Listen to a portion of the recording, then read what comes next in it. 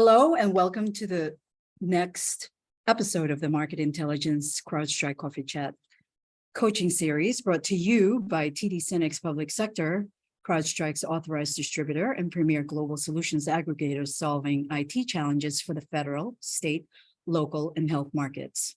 My name is Marianne Antonelli. I am the CrowdStrike Marketing Campaign Manager at SYNNEX Public Sector. And today's topic is navigating the IT landscape for federal year end. And just as a reminder, this is an exclusive webinar for CrowdStrike's authorized resellers. Next slide, please. Before we get started, so let's go over a few housekeeping items. Your lines will be muted for the duration of the webinar. However, if you have any questions throughout the presentation, feel free to drop any questions in the Q&A and chat field. This session will be recorded. And right before we conclude today's episode, please be on the lookout for a short survey. We would really appreciate what you think of today's episode and tell us how we did so we can make adjustments for future coffee chat series. If you have any technical questions, please message Felicia directly into the chat. And next slide, please. And now for a brief introduction for today's featured barista. Kevin Shaker is a senior manager for public sector intelligence and lead development at SYNNEX Public Sector. Kevin is a senior manager for SYNNEX Public Sector Market Insights team, responsible for federal, civilian market intelligence and sales development teams. He has over 10 years of federal and SLED IT research, journalism, public speaking, and business growth execution experience. And over the last few years, Kevin has focused on bridging the gap between industry go-to-market strategy and sales to create an intelligence-backed-led generation approach and methodology. Besides running day-to-day research, analysis, and sales workloads, Kevin heads the SYNNEX Public Sector lead task force focused on streamlining the cross-departmental lead flow process.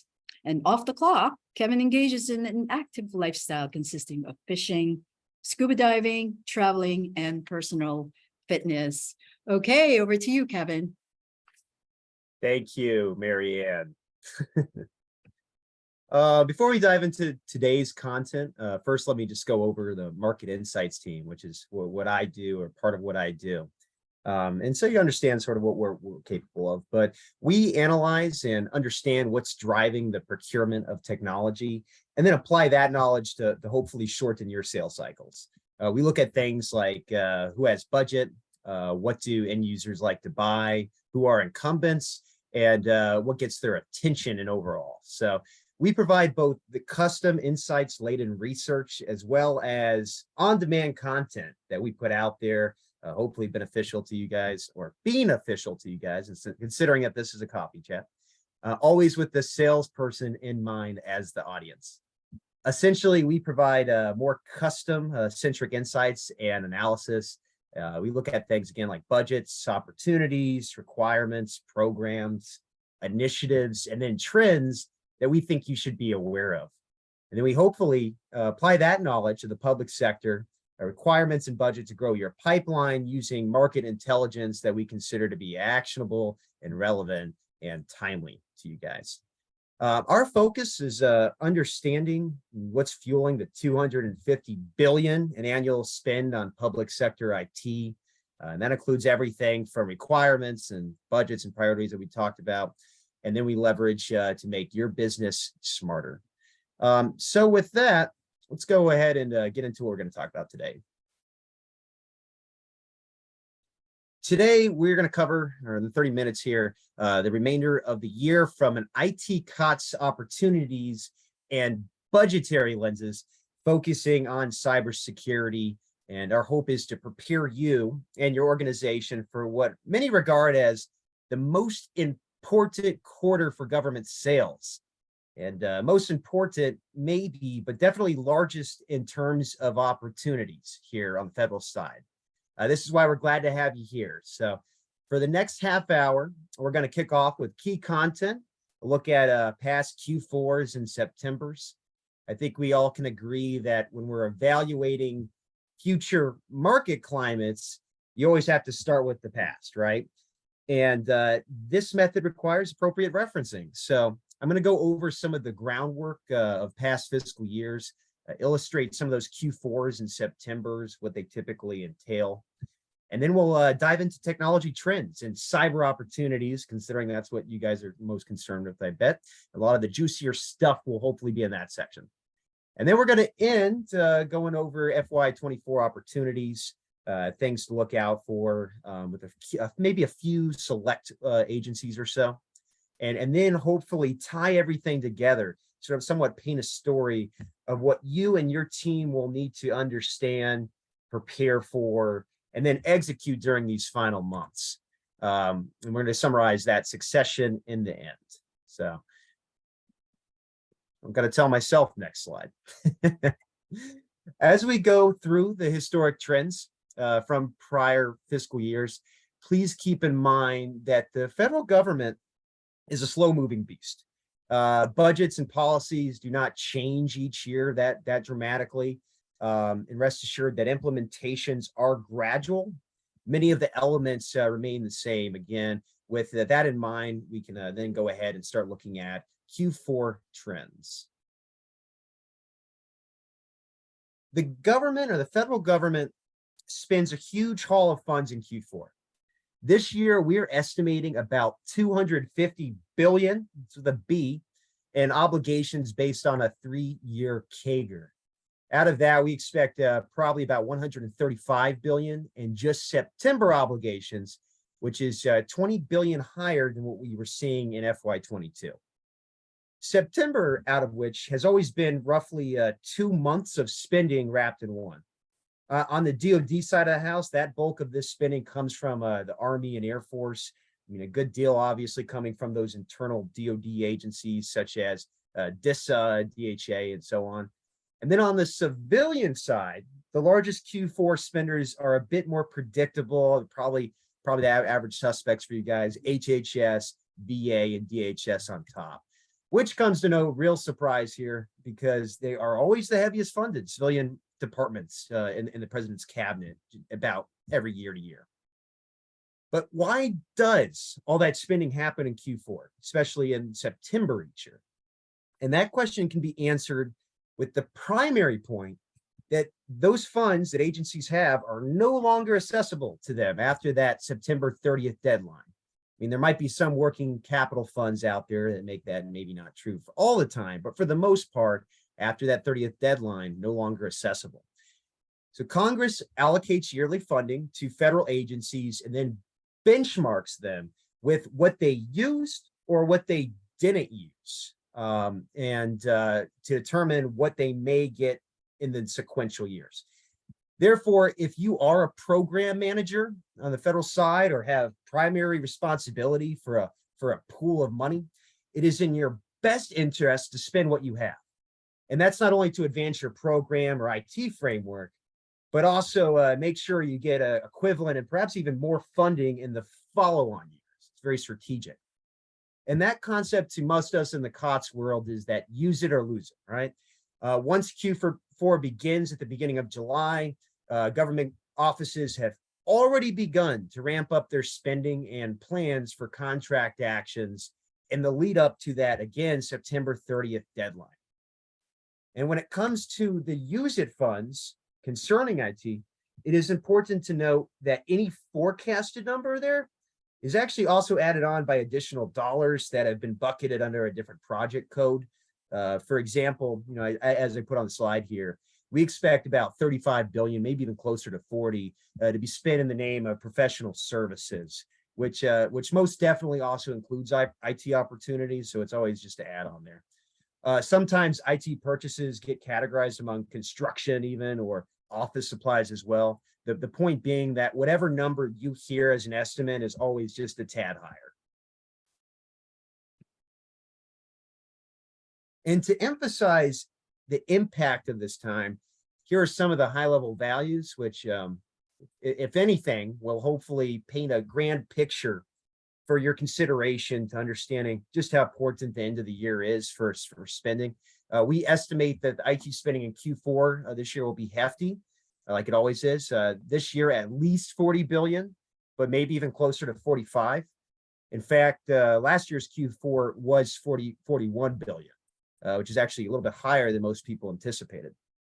Typically, we tend to spend more IT dollars each year, but the percentage, however, in Q4 is always around 35%, give or take. It remains pretty constant. Most of that spending does happen in September, to no surprise. Roughly, again, 20% of the year's funding spent in a single month.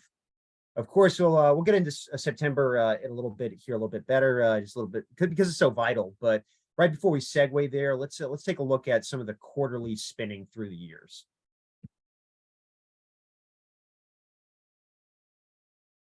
The first thing you probably noticed here, I'll give you a second to look at it, is the direction of the funding year over year. It's up, right? And that aligns with the government's need for meeting advanced and contemporary IT requirements, along with maybe a tad of inflation here as well. You'll also notice that FY20 was high, a little higher than the rest of them here, which is a little unusual. And that is due to that initial IT-related spending with COVID in mind and COVID response funding.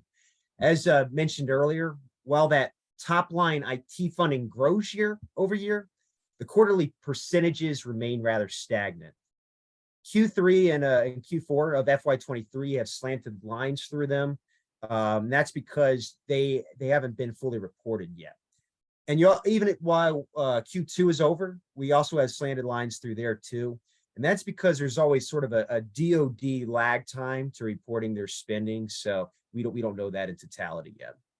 But the main takeaways here are for you to further understand that the size of Q4 in opportunities is vast and to expect an increase over 2022. And as promised, we're actually going to be a little bit more granular and go into September. But first, let's take a look at civilian spending in FY23 versus what the request dollars are calling for in FY24, which could be useful actually for projecting which agencies will have bigger Septembers than last year. As you can see from the chart below, the request dollars for FY24 are larger than FY23 actuals, which doesn't come to much of a surprise. The noticeable increases here are within VA, HHS, and Treasury, where the president and his cabinet are requesting over $1 billion over this year's appropriations.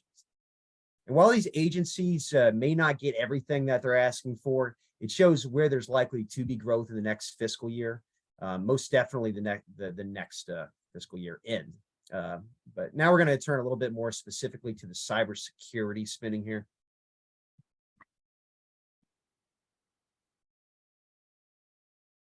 First thing you'll notice here is that they're definitely you'll notice that here is a difference between all agencies and that massive boom there, which is DHS on the civilian side.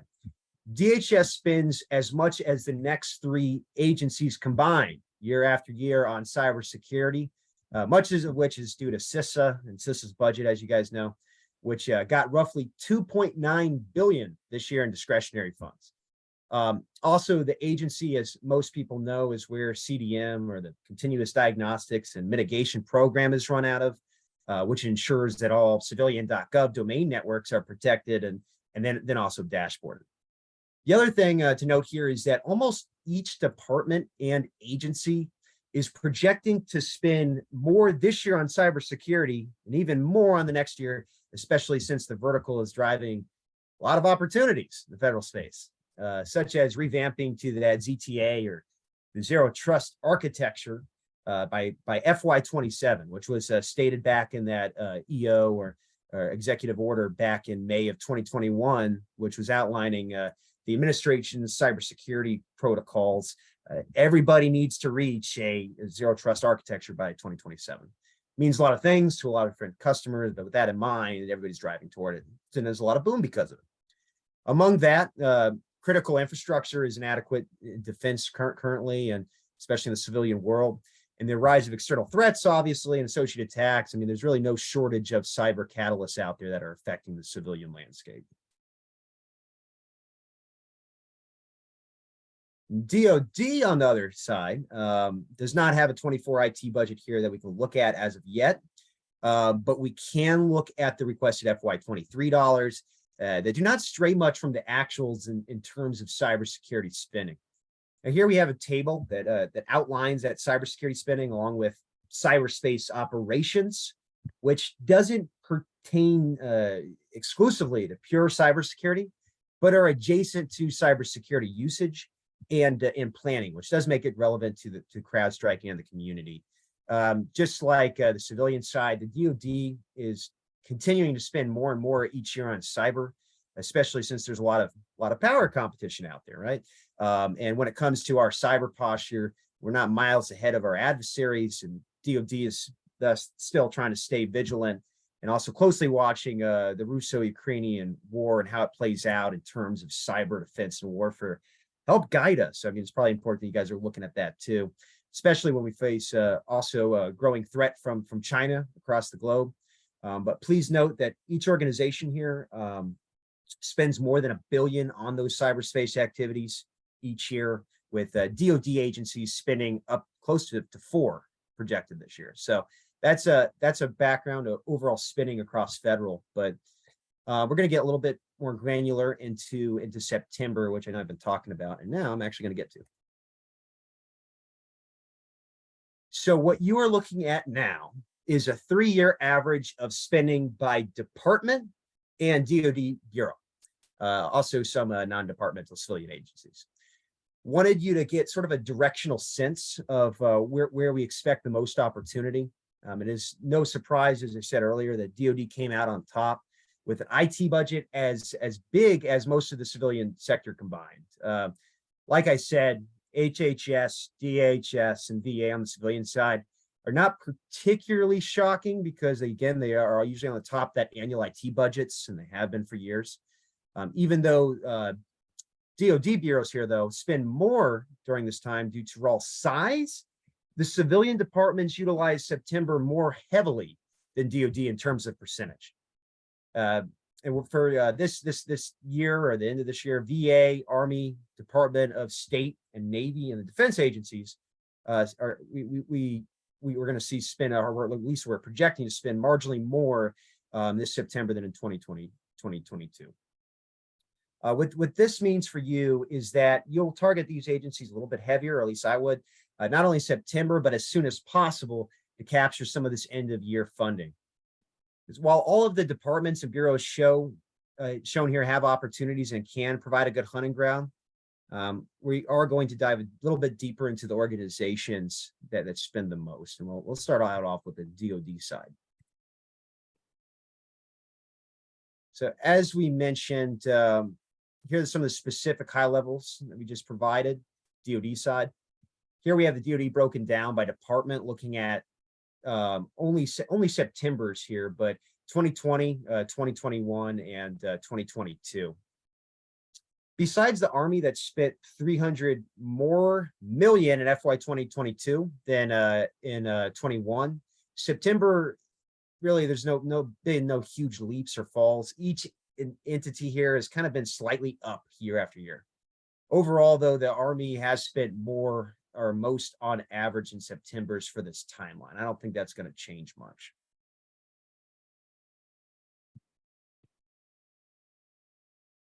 And then here we have the civilian side, where we've laid out the top civilian agencies for the September spend across the same 3 years that we talked about.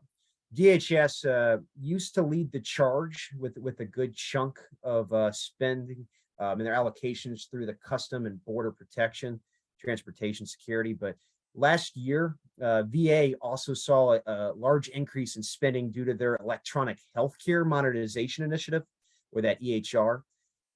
First time in recent years that they've spent actually more than DHS in September IT dollars. And then coming in at a smaller fourth here, we have Department of State, which has taken over DOJ. If we were to put another one in here, you'd see Justice after that. And they spend a fourth amount here with the 3 years in combined. With that breakdown in mind, we're actually looking at some of the Q4 contract trends, so we can pay attention when you're speaking to your federal customers, which avenues you could approach. First and foremost, it is heavily important to keep in mind that September is all about speed. Spending wise, it's almost 2 months worth in one. Let's say that again. So really, the faster and easier it is for the government to buy from you, the more likely you are to win in the final rounds of the fiscal year. That's why knowing how to compete or team with utilizing contract vehicles is paramount. Quick transactions like those frequently seen at the end of the fiscal year often run through larger IDIQs like those we have listed on the right side of the slide here. Keep in mind, though, it's not an exhaustive list by any means, but those contracts that are ever popular here, especially in the IT space, will be totally dependent, or ones that you'll definitely want to be part of if you don't have somebody contract agreement already. The GSA multiple award schedule is structured to support the 12 categories established by OMB under the category management approach of smarter buying. It's then further divided into subcategories and SYNNEX, right, that are aligned in NAICS codes to simplify that process for both buyers and sellers. And that contract has really gained traction to end users in a few short years since its inception, especially during this time. And also SOUP, which comes in at the second most used during the fiscal year end, carries about $20 billion over its ceiling, over just about 200 vendors, definitely preferred here. And then, of course, just to point out that you have some of the other usual suspects like Alliant, GSA, from GSA, and then also CIO SB3. Also, keep in mind here that DoD orgs do spend, again, more by raw size, but in terms of percentage, civilian agencies will be spending more through these contracts. And now that we've also highlighted actually on the slide that the impact both to and from small businesses, as roughly 40% of that Q4 IT spend, which is allocated to those smaller companies. And finally, just like last year, both cybersecurity and IT modernization projects will remain at the top of the end users list priorities. Staying in those sectors is a safe bet, which you guys definitely do.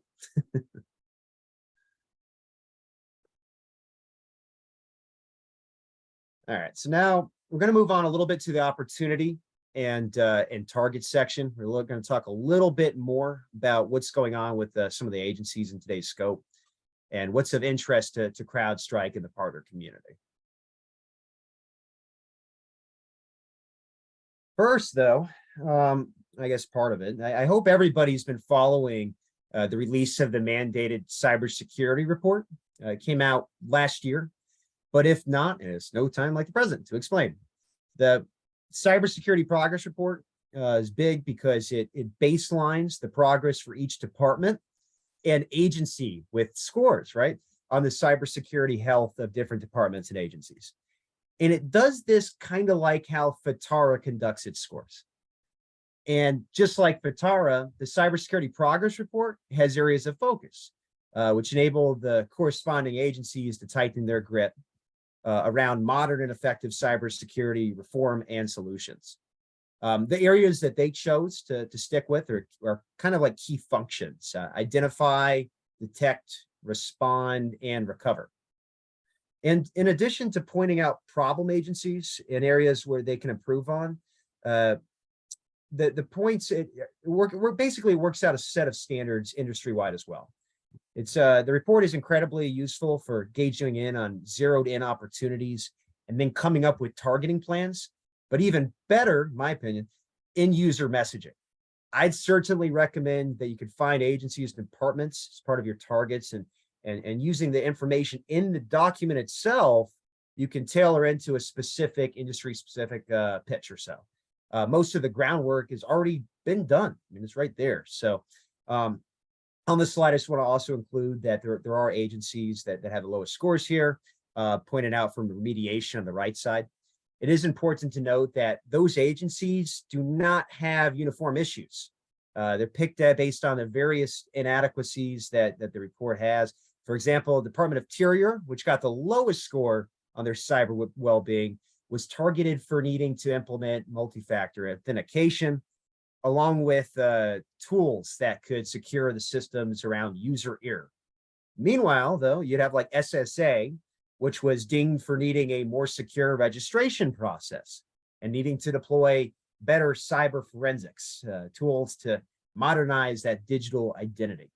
I'm not going to go into each agency here because I mean that's what the report is for. But to sum it up, with a deep understanding of government security mixed with needs and of an extensive portfolio of identification, this report is incredibly useful tool that should be studied, I think, for meaningful conversations and definitely for that opportunity targeting. Speaking of opportunities, the following 4 program contracts here have cybersecurity elements and are going to play out big in these next couple of months. And even if not a prime, just like as I said earlier, you want to acknowledge the contract winners that do become primes. Because even if you don't find yourself on a contract, there's subcontractor potential, along with opportunities to the various systems integrators and resellers that you can team with. And you could use the tools that you currently have to fulfill the requirements on each one of these contracts. The first one worth mentioning, I mean, some of these you might have already heard of, but if not, it's just kind of good refresher. First one worth mentioning is that DLA J6 Enterprise Technology Services contract, or JETS. It's the second rendition 2.0 that funds just about all IT across the Defense Logistics Agency, and even part of the Fourth Estate. Besides that, JETS will be used to procure just basically the whole gambit of IT. Most important to this audience, cybersecurity support services, but then also the tooling. JETS is the largest opportunity occurring from now to the end of the year, as a ceiling value of $12 billion, stretching over 5 to 10 years. Response deadline is set for later this month, with awards expected in that Q4 time. And the next 3 sweeping opportunities, inclusive of cybersecurity, are expected in the remainder of FY23 on the civilian side. First being that $10 billion DOI Foundation Cloud Hosting Services contract. It's set to hit the street in late Q4 of this year, aimed at transitioning Interior to a modernized and secure cloud environment, specifically calling out the importance of reaching FISMA compliance. That's something that they're aiming at pretty hard. Around this time, we were also expecting the new rendition of FAA's, Federal Aviation Administration, strategic sourcing for acquisitions of various equipment and supplies. Man, that's a mouthful. The SAVES contract, also worth $10 billion, just about over 10 years. The SAVES contract is specific to IT COTS for the most part, or just about all of it, and including cybersecurity, often used to help with that next-gen airspace system conversion that been working on for quite a while. The last one mentioning here is the $7 billion FBI's IT supplies and support services BPA, which doesn't just support the FBI, also some of the DOJ components. It does that with product solutions and support services. Right now, that solicitation is expected to come out in June, with the awards probably expected towards the end of in the calendar year or so.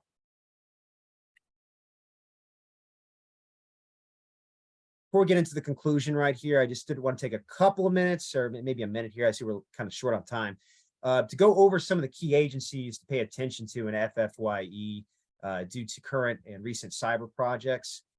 So, of course, you definitely want to pay attention close to CISA and its allocations. It will be spending $1.5 billion this year total on cybersecurity efforts. And while they are the top organization in the civilian departments for cybersecurity, the DHS agencies are also great targets because they have sensitive missions that need to be protected. VA is continuing to modernize its electronic health record, as I said earlier, support veterans across the enterprise. And there's a big need there for endpoint protection across not just HQ, but also the VISNs, where they'll each be buying different products. HHS, meanwhile, is continuing to rewrite its cyber framework. It's kind of starting from scratch in a way. Heightened amount of ransomware that they're facing with, or that they've been faced with.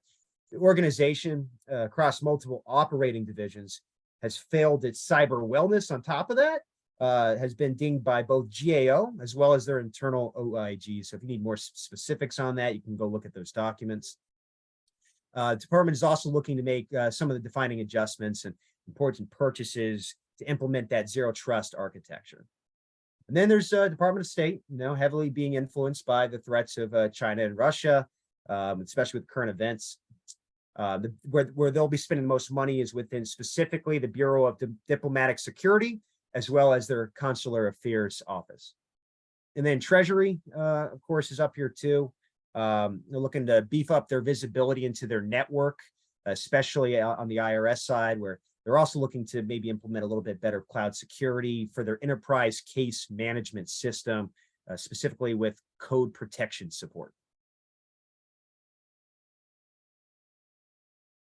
And then moving over quickly to the DoD, a few items to point out here as well, starting with DoD agencies, offer great entry points. They're pushing out solutions to the rest of the department, especially with how experimental they are.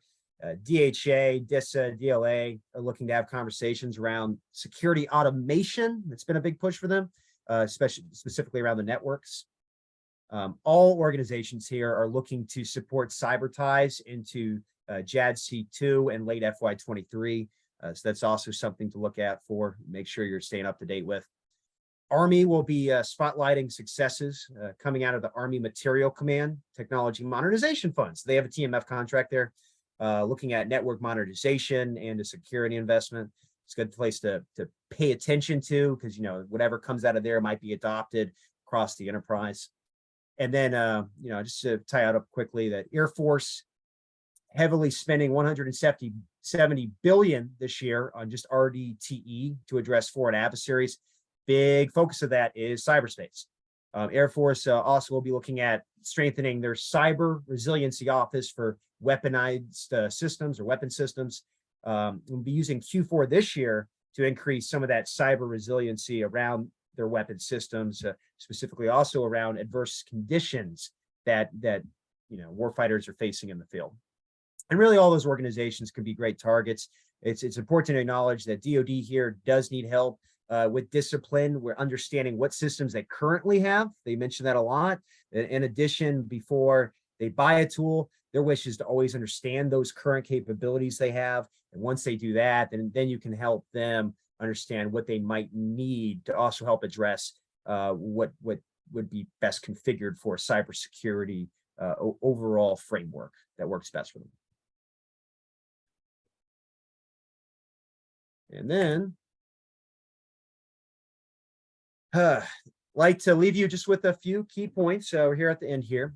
If anything, I hope you got out of today's presentation. I wish the following to ring most memorable, but just like I stated at the beginning, the plan structure was kind of paint a picture here of what you needed to target and then also prepare for in these remaining months, and also kind of the beginning of the new year too. First, I cannot overemphasize the importance of the raw scope of September spending. Just to reiterate, organizations utilize this month to spend the remaining funds to get comparable, but even then larger budgets for the next year, while then offsetting the inevitable lineup of omnibuses and continuing resolutions, which happen every year. So you should be building pipeline immediately and then forming connections now, and in order to get those best results at the federal year end. Most, if not all, agencies and departments have an increase in acquisition in Q4, especially in September. Largest spenders are the DoD, right? And that's for all size. However, civilian world spends most in percentage-wise, particularly HHS, VA, DHS, and Department of State are going to be using this year. We're anticipating as a very strategic acquisition month of September. And to win opportunities at these agencies, it's easiest and preferred, as I said, to leverage existing contract vehicles. End users love actually those quick turnarounds, especially during these months, and often prefer going through speedy vehicles like soup, right?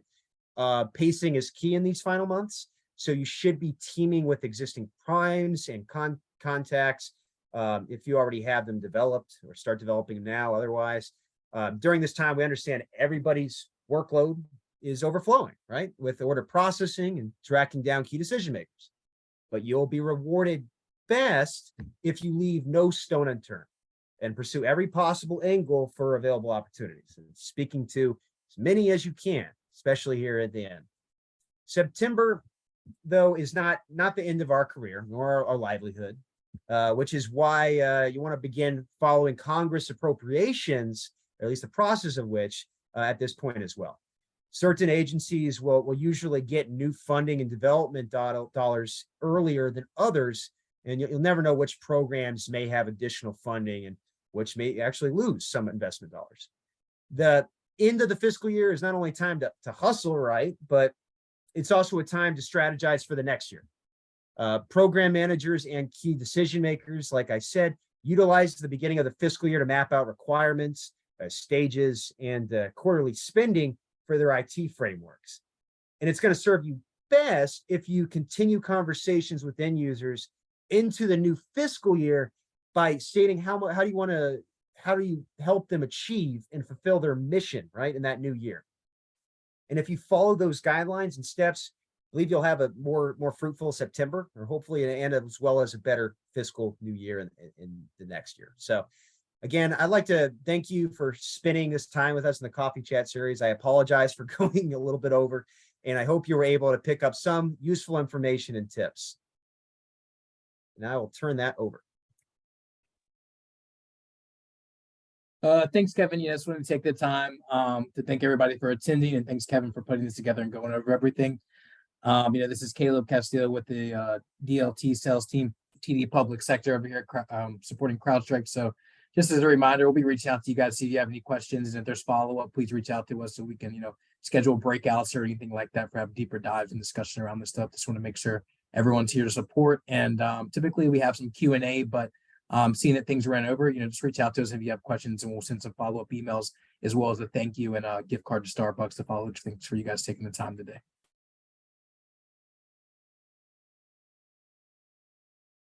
Thanks, everyone.